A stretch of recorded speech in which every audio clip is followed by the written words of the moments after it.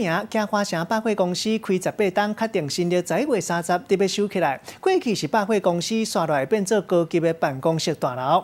一寡消费者上界关心的就是也未用完这礼券要安怎？即马确定讲拢会当换现金。咱先来看到这是内底喜欢客嘉华影城，因为会员卡规台湾拢通用，影响较少。也毋过民众若是感觉讲去别个所在无方便，10月起嘛会当申请甲内底欠的钱换做现金。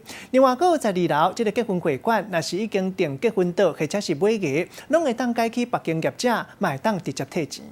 未来金华城拆除后，我们将规划新建这个顶级的国际级的商办。有18年历史的金华城百货，伫经过4届招标了后，总算标出去啊！可能11月30就要收掉，时间剩无偌久，就惊无用完的礼券变作笨数，互民众骂。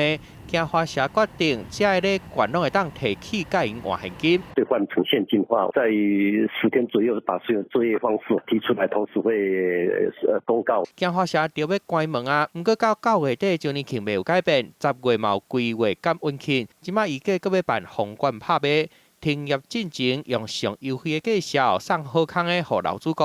真侪影迷拢真关心的喜欢客金华影城，虽网卖得咧关门，不过会员卡全台湾拢会当用，影响较小。不过针对金华影城，为10月开始也是杀加钱限制降价，卡内底钱会当换做现金，阁有点数换商品的限制降价，才会好康的出来。未来嘛有可能会伫本来所在阁定开幕。不过，伫咧12楼的婚宴会馆损失就真大。他们所处理的方式这样，第一个是转介到其他的这个宴会场所，另外一个就时间做一些调整。